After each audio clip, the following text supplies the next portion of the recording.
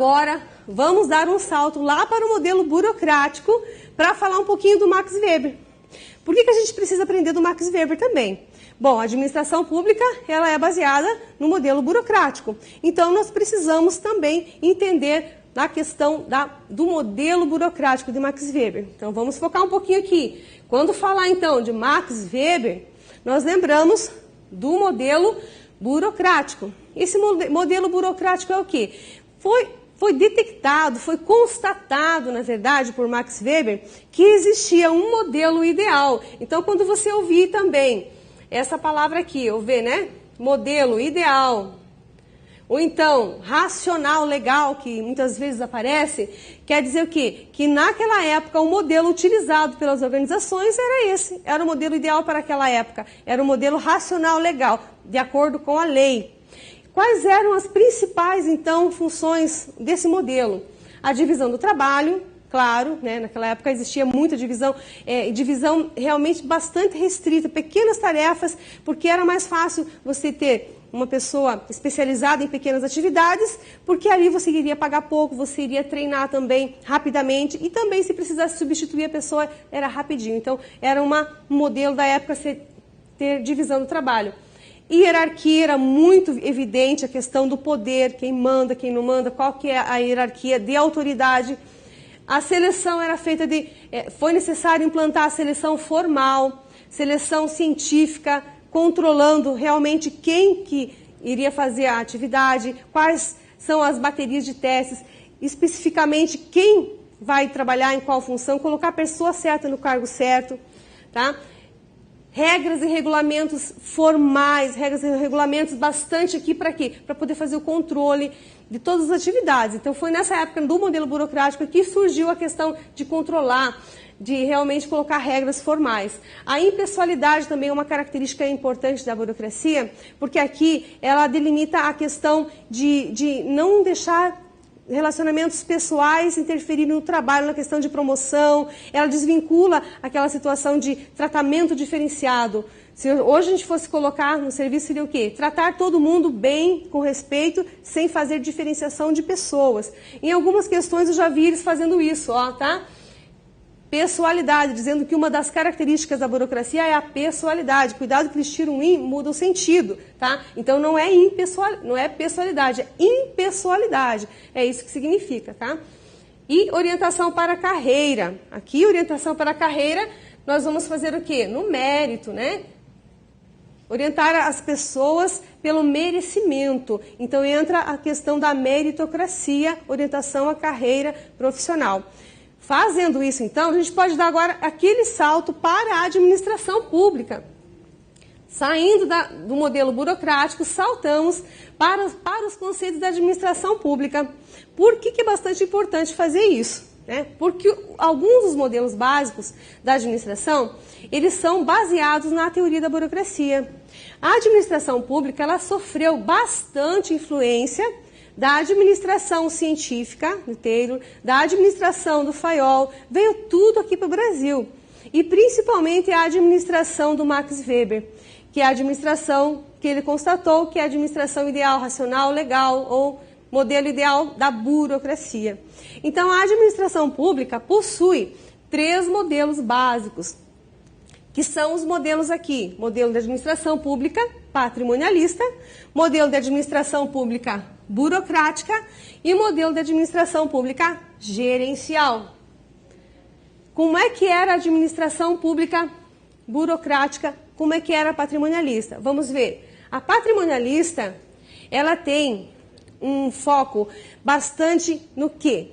Lembre o que é patrimonialista. Vem o quê? De patrimônio, apropriação dos bens públicos, a apropriação do patrimônio público. Então, significava o quê? Que os governantes, eles se apropriavam dos bens públicos como se fossem os próprios bens dele.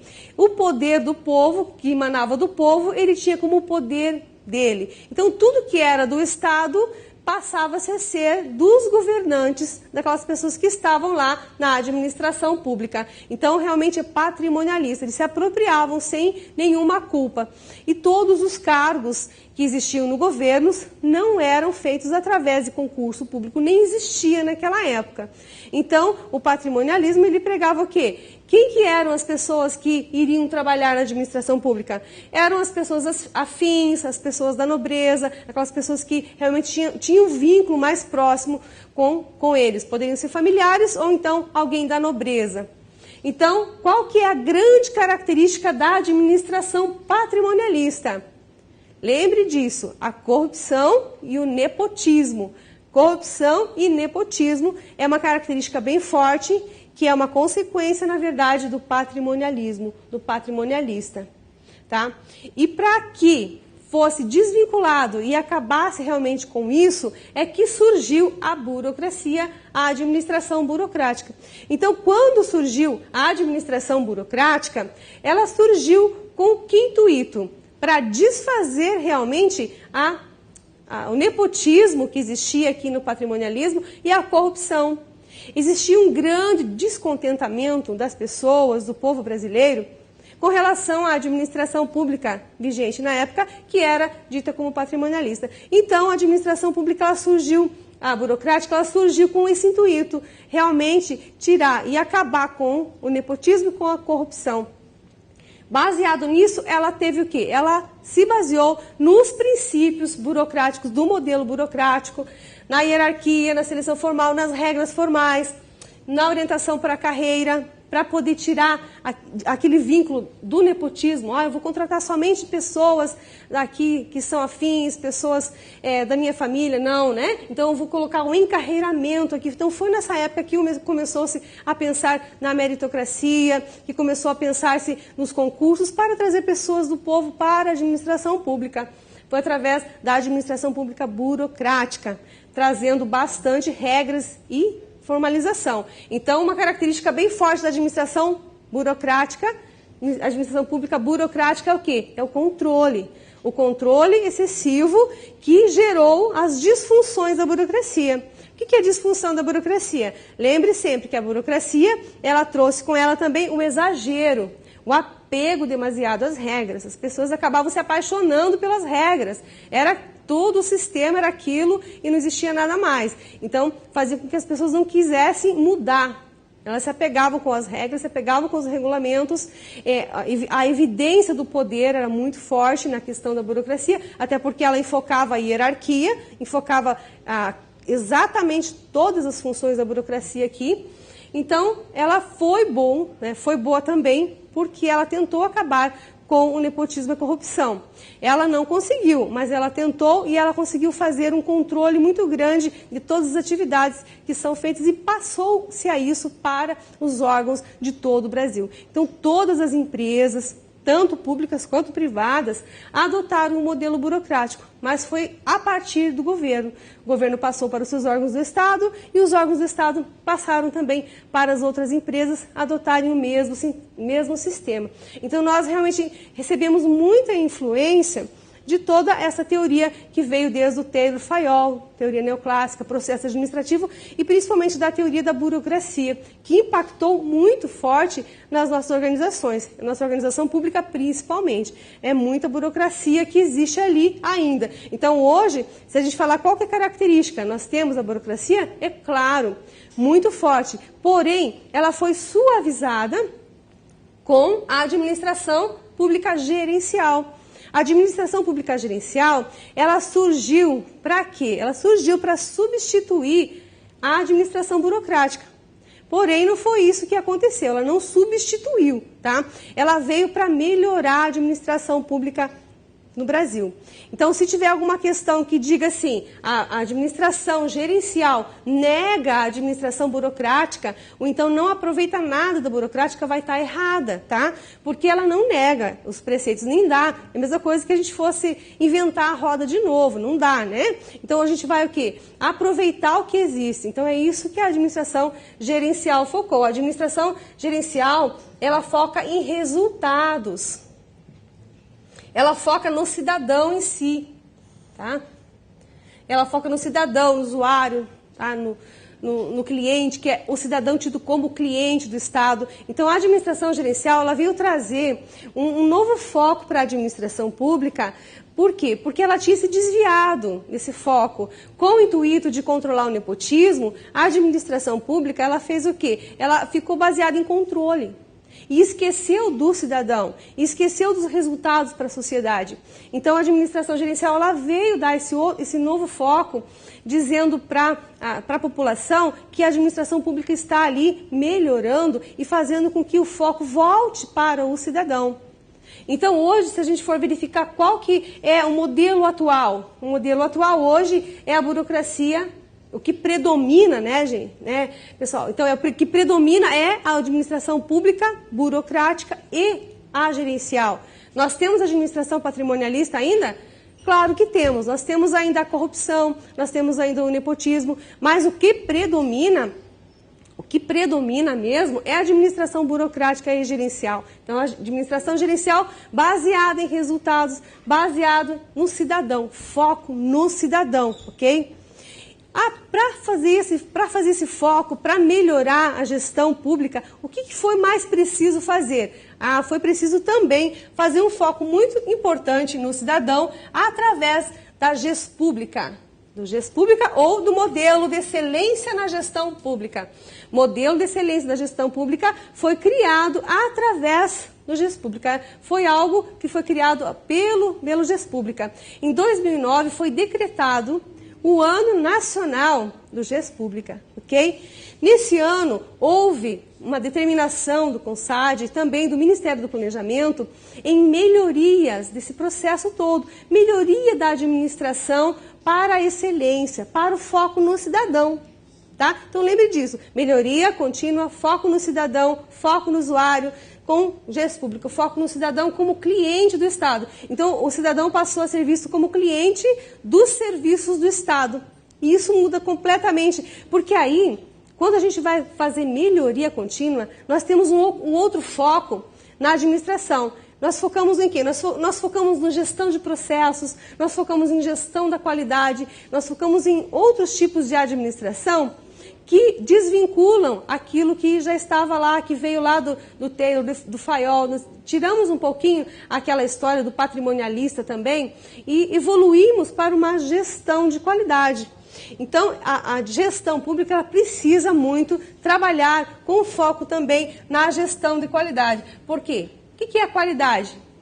Qualidade é atender às necessidades de quem? Do cliente. Quem que é o cliente? O cidadão. Certo? Então, essa gestão de qualidade, ela veio realmente ajudar a administração a fazer esse processo novo, a melhorar a gestão pública no Brasil. Bom, quais são essas ferramentas que ajudam, né? Nós temos várias ferramentas que ajudam a melhorar a gestão pública, a identificar os processos errados, a verificar os processos com defeitos, a melhoria contínua, porque a melhoria contínua ela vai impactar onde? Verificando cada processo, cada causa, cada problema, e não tudo, né? Então, nós temos que focar em cada parte do processo. Então, gestão de qualidade, vamos lembrar um pouquinho das ferramentas também importantes, que também faz parte do processo de qualidade e do processo de gestão pública também. Existem várias ferramentas de qualidade, vou passar algumas para você. Lembra do PDCA? O PDCA sempre cai também nas provas. PDCA o quê? Planejar, né? P, plan, do, fazer, C, check e A, act, action, né? São palavras em inglês que significam planejar, fazer, checar, verificar e agir. O PDCA é usado para quê? Para monitorar e para quê? Para fazer valer, rodar o PDCA para descobrir quais são realmente as melhorias que precisam ser propostas. Eu preciso planejar, eu preciso realizar algo e eu preciso conferir se aquele meu planejamento deu certo. E depois, na hora de agir, fazer realmente a melhoria contínua. Vale lembrar aqui que a melhoria contínua não é melhorar aquilo que está errado. Melhoria contínua significa melhorar sempre, melhorar aquilo que já está bom, para ficar ainda melhor. Tá? Por isso que a melhoria contínua, temos que rodar o PDCA. Outra ferramenta bastante legal, também importante, é o 5W2H, né? Também palavras americanas, 5W, né? Nós temos ali what, when, whose, who, when. Daí nós temos how much. Nós temos várias letras que simbolizam o quê? Quem vai fazer, quando vai fazer, onde vai fazer, quanto vai fazer, quanto custa vai fazer. Então nós temos uma ferramenta que vai verificar o quê? O que essa ferramenta 5W vai fazer? Vai verificar. Ela vai mostrar para as pessoas, vai mostrar para o planejamento a maneira de como deve ser realizada. Então, cada partezinha, o que fazer, qual o motivo de realizar essa melhoria. Então, 5W2H, uma ferramenta importante também para você lembrar. Veja que a 5W2H não vai levantar causas de problemas. Ela simplesmente já vou ter essas informações na mão e vou realizar um planejamento em o que fazer, como fazer, quando fazer, por que fazer e tudo mais, certo? Já o brainstorming, ele vai levantar as ideias, ele vai levantar as questões, ele vai descobrir o que nós vamos fazer. O que é brainstorming? Lembre, brainstorming, brain, cérebro, storming, tempestade. Então, o que é? Tempestade de ideias. Brainstorming, tempestade de ideias para quê? Para descobrir ideias novas, para descobrir a solução de um problema. Então, nós podemos usar o brainstorming para descobrir, para fazer o 5W2H, por exemplo. O que fazer, como fazer, quando fazer. Podemos vincular o brainstorming também. Claro, é uma ferramenta que pode ser usada com qualquer outra coisa. Para fazer um brainstorming, o que preciso? Eu preciso deixar livre para as pessoas falarem realmente as suas ideias. Que as ideias podem ser as mais loucas possíveis, pode ser organizado, estruturado ou não estruturado. Não estruturado, brainstorming não estruturado, eu vou deixar as pessoas à vontade para que quem quiser falar, pode falar. Dê sua ideia, por mais louca que seja. E o estruturado, não. O estruturado eu vou passando de um por um e cada um vai me dizendo a sua ideia. As pessoas só vão falar quando chegar na sua vez. Assim, o estruturado, ela dá chance para as pessoas, até aquelas que não gostam muito de falar, para que elas falem suas ideias. E o não estruturado, ela vai deixar praticamente só as pessoas mais falantes dando as suas opiniões. Então, o brainstorming é uma ferramenta que pode ser usada, sim, com várias outras ferramentas, combinadas com outras ferramentas. Também temos o diagrama de Ishikawa. O diagrama de Ishikawa, sim, ele vai levantar as causas dos problemas. Lembre que levantamento de causas é o diagrama de Ishikawa, também conhecido como diagrama de causa e efeito. Tá? Então, se a causa e o efeito, eu vou descobrir as causas, os problemas. Por quê? Por que é importante você lembrar isso daqui? Porque a banca vai misturar, ela vai dar o conceito para você de PDCA, que é planejamento, e vai dizer que e vai falar do conceito de Ishikawa. Então, descobrir causas dos problemas, verificar isso é com o diagrama de Ishikawa e não outra ferramenta. Já a folha de verificação, ela vai fazer o quê? Ela vai checar, verificar o que realmente aconteceu. Será? Ela vai descobrir o que aconteceu? Não. Ela vai só verificar os problemas. Ela vai checar, ela vai fazer uma checagem se aqueles problemas levantados no diagrama de Ishikawa foram resolvidos. É uma lista mesmo de verificação com todos os dados para fazer essa verificação, fazer essa checagem. Tá? E por fim, o diagrama de Pareto, ele vai mostrar visualmente as principais causas, os pontos principais que devem ser atacados para resolver o problema. Então, ele visualiza, ele coloca num gráfico, o diagrama também conhecido como gráfico de Pareto. Então, ele evidencia muito os pontos que devem ser melhorados. E ele mostra isso de forma visual e estratégico para a pessoa já tomar a sua decisão. Tá? Então, cuidado com as características aqui da administração da qualidade, porque normalmente eles mudam e misturam essas questões e esses conceitos, e aí você pode ter aquela incerteza, assim, meu Deus do céu, e agora? O que é? Está falando do conceito de quem? Né? Se é o PDCA, 5W2H, diagrama de Ishikawa ou o quê? Então, realmente lembrar o que cada um faz. PDCA, lembrando, né? O PDCA vai fazer o quê? PDCA é um processo de melhoria contínua. Planejamento, né? Planejar, fazer, agir e controlar. Tá? Planejar, fazer, checar, melhor dizendo, e agir. PDCA, melhoria contínua. 5W2H vai estabelecer um processo organizado para descobrir o que fazer, por que fazer, quando fazer, onde fazer, o que foi planejado. Então, ele ajuda muito no planejamento. A ferramenta de 5W2H ajuda no planejamento. Brainstorm, levantamento de ideias, tempestade de ideias para descobrir o que fazer ou a melhor forma de solucionar tal problema, ou ideias criativas para a empresa. Diagrama de Chikawa, levantamento de causa e efeito, descobrir a causa do problema. Folha de verificação, vou checar, vou verificar se tudo foi corrigido, se tudo está certo, o que não está certo. E também o diagrama de Pareto, que vai verificar, vai mostrar visualmente o que está certo, o que não está, mas de uma forma visual. Ele não vai descobrir, ele vai buscar os dados e vai colocar no gráfico, vai colocar no diagrama, ok? Certo? Então lembre que a gestão pública ela evoluiu e ela é feita através, hoje em dia é uma gestão, a gestão pública, a GES pública, ela é uma gestão essencialmente brasileira, essencialmente governamental, essencialmente pública, ok? Não veio da administração privada, não veio de fora, é do Brasil, é a gestão para a administração pública, certo? Lembre disso, o foco no cidadão, foco no processo, foco no cidadão e foco também na administração da qualidade.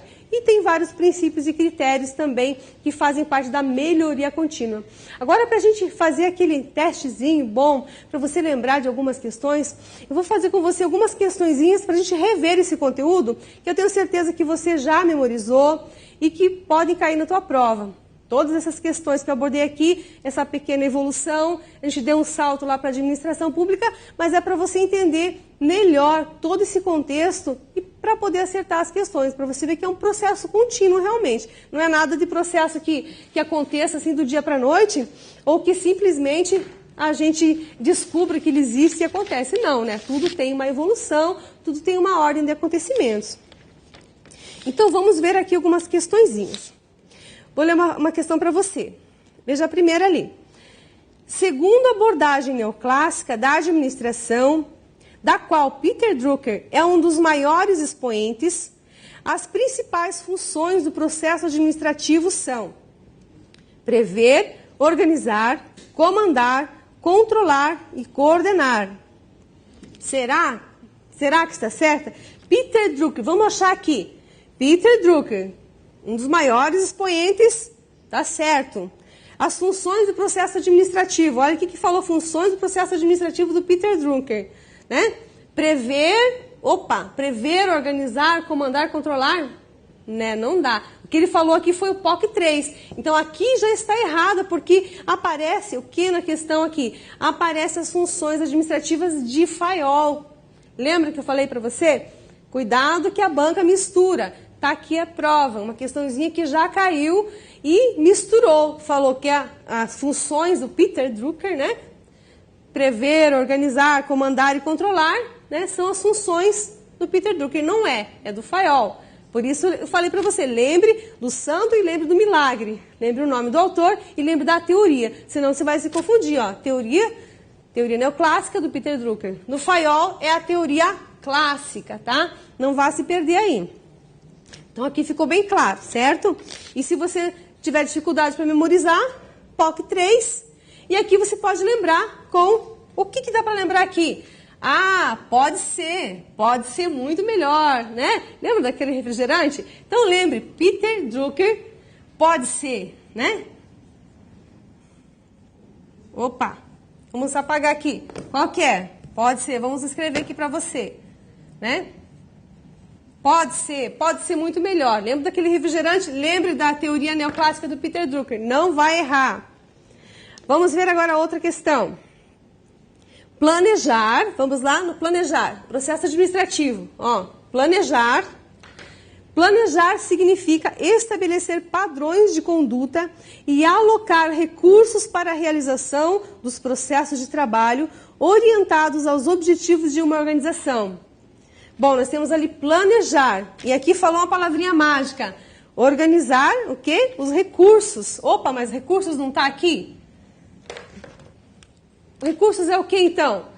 Né? Falou que planejar são recursos. Não, planejar Recursos se refere ao quê? À organização. Então, quando a gente verifica, aloca recursos, treina as pessoas, distribui tarefas, é o ato de organizar e não de planejar. E aqui a banca misturou. Veja que eles colocaram o ato de planejar e o conceito de organizar.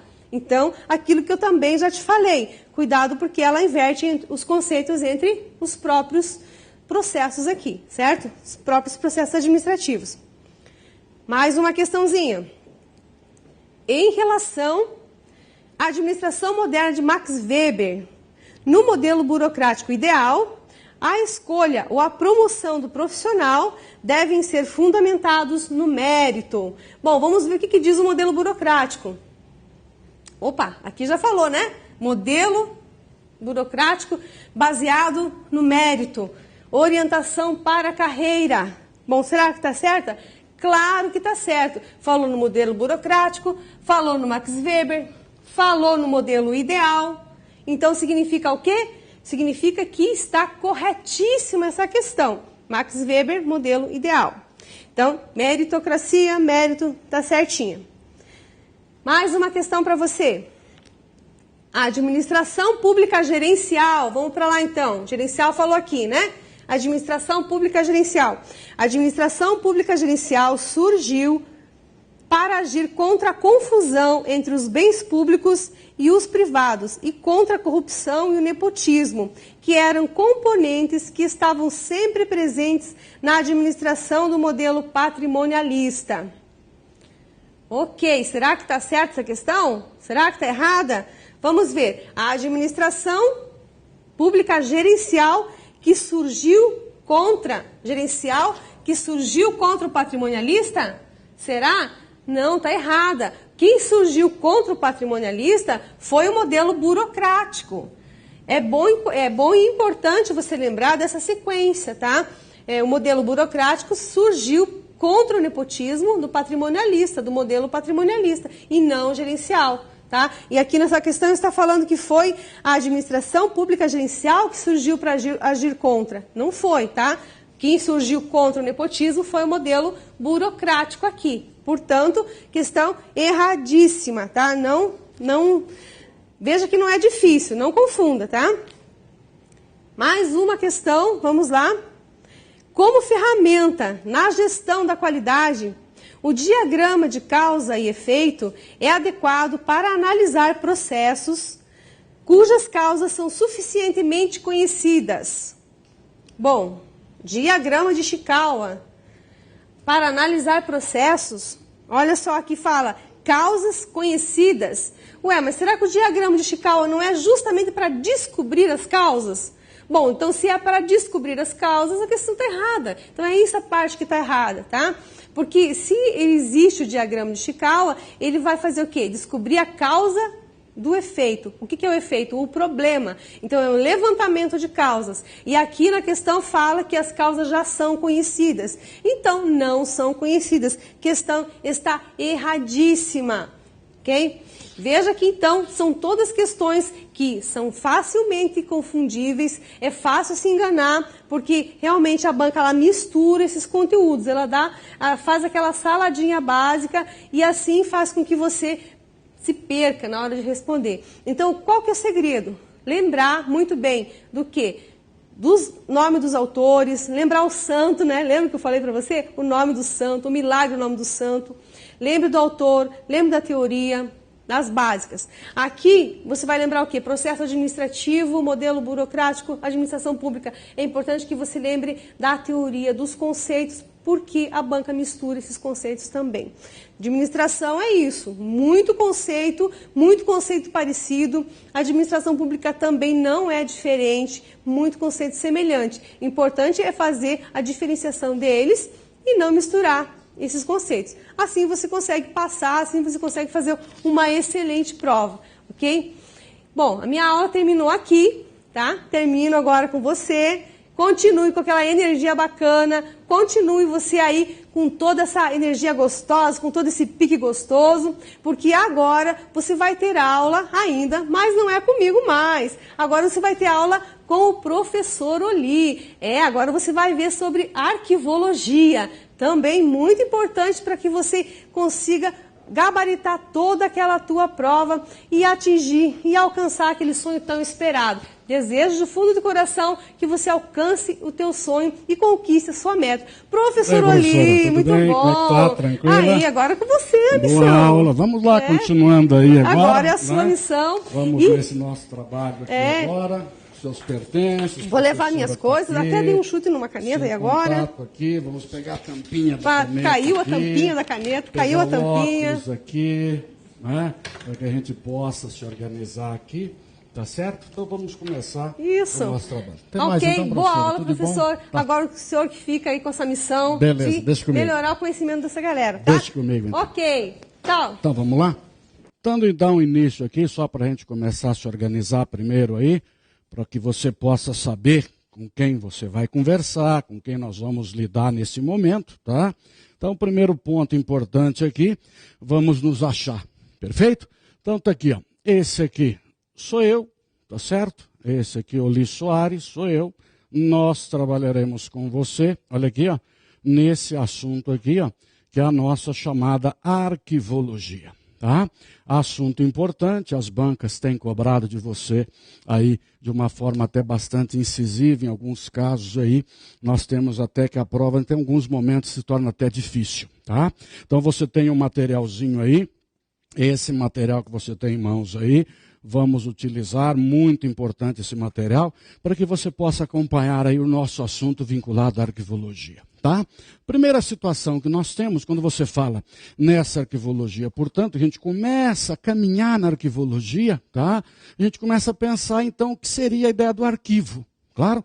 Então, quando você fala nessa arquivologia aqui, ó, presta atenção, nós também podemos utilizar, às vezes, pode aparecer esse nome aqui, ó, arquivística. Tá? Isso aqui seria o quê? A ideia da nossa chamada arquivologia. Perfeito? A arquivística ou arquivologia ficaria do mesmo tamanho.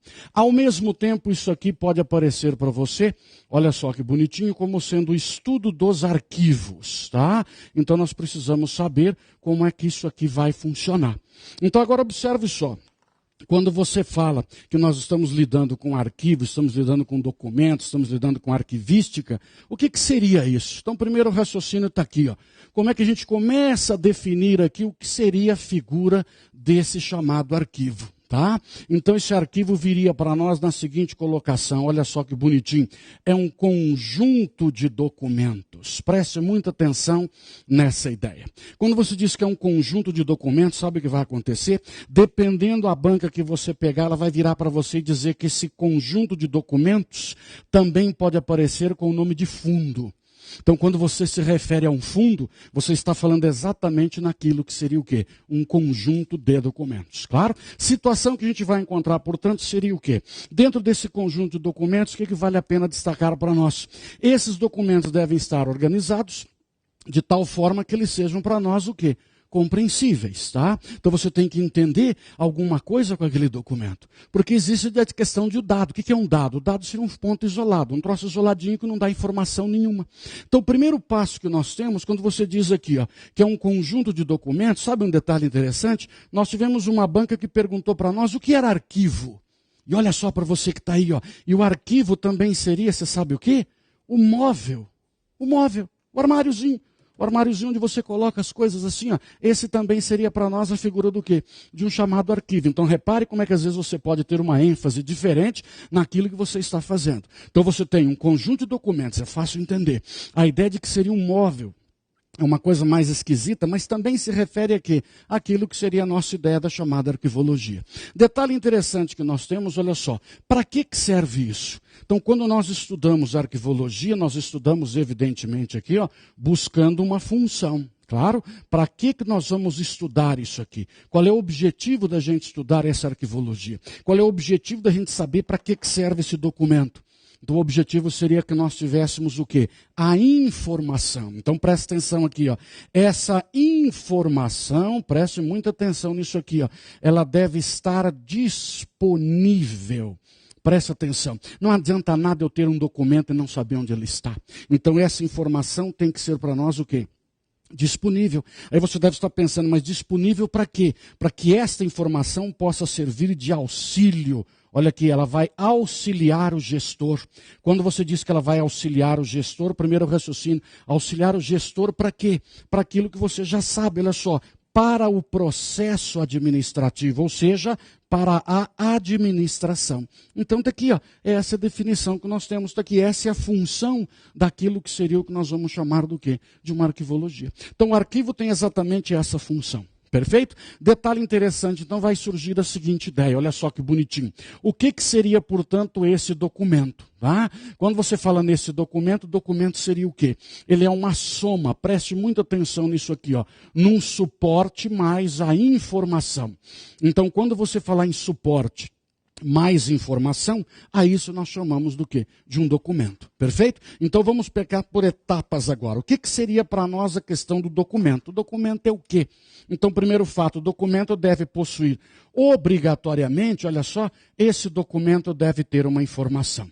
Claro? Esse documento deve ter uma informação. Essa é a primeira ideia. Que tipo de informação ali? Qualquer informação, não interessa. Pode ser um número, pode ser um dado, pode ser uma frase inteira, pode ser uma ordem, pode ser um despacho, pode ser uma determinação. Está aqui, ó.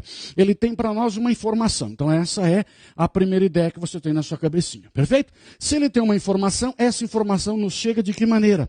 Através de um suporte. O que seria o suporte ali? O suporte seria o meio material.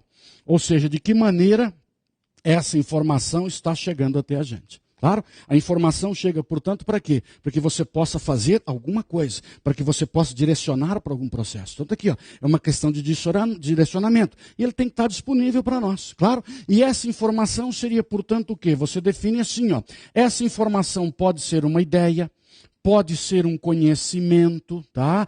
Tudo isso aqui é uma fonte de informação que nós temos. Detalhe, uma informação, se não tiver um meio material, não será para nós o quê? Um documento. Ah, mas não pode ser uma fofoca. Puxa, fofoca, não tem meio material, Mas deixou de ser o quê? A figura de um documento. Perfeito? Então agora observe só. Esses são alguns detalhes que a gente vai pegando em termos de documento. Esse documento deve funcionar como dentro de um arquivo. Então, o primeiro raciocínio agora é como é que você vai pensar em termos de arquivo. Quando você pensa em termos de arquivo, que seria lá o seu móvel onde você vai disponibilizar. Então, o primeiro passo, ele tem que estar extremamente organizado. Então, a organização faz parte do jogo. Ao mesmo tempo, ele tem que ser único. Nós não podemos falar em quê? Nós não podemos falar em duplicidade de documento. Ao mesmo tempo, toda vez que você fizer uma referência ao documento, preste muita atenção nesse detalhe aqui, ó. Esse documento, quando nós falamos nesse documento, preste atenção, esse documento deve ser autêntico. Claro? Olha aqui, ó. Por que o documento deve ser autêntico? Primeiro raciocínio, ô Pauli, esse autêntico aqui é igual verdadeiro? Não. Autêntico, eu quero saber se ele é verdadeiro, mas não tem nada a ver com a veracidade. Não significa dizer que a informação que ele possui seja verdadeira. Esse documento pode ser autêntico, mas olha aqui, ó, a informação que nós vamos encontrar aqui, ó, essa informação pode ter o quê? Essa informação pode estar vinculada de duas maneiras.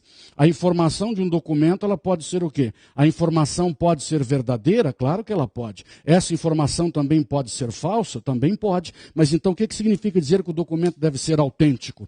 Ele deve ser autêntico tendo por base o quê? Quem gerou o documento? Ou seja, a fonte da onde vem esse documento. A fonte geradora desse documento é autêntica. Ela combina com os símbolos. Olha aqui, ó, as marcas que nós temos, aqui, ó, as marcas que nós temos, os símbolos que nós temos, eles são autênticos. Agora observe só, pegue o seu material ali, por favor, dê uma olhadinha no seu material, bem na sua primeira página ali, ó, ele vai dizer para você um detalhe muito interessante, a veracidade. Verdadeiro ou falso? Ele vai dizer sobre a qualidade da informação. Olha um detalhe importante, inclusive você sublinha para mim ali que é importantíssimo isso, olha só. Um documento autêntico apresenta valor que comprova a sua origem, não quer dizer que as informações sejam o quê? Verdadeiras. Claro isso? Então não significa dizer que a informação é verdadeira, só significa dizer que ele é o quê? Ele é autêntico, ou seja, eu sei realmente de onde ele vem.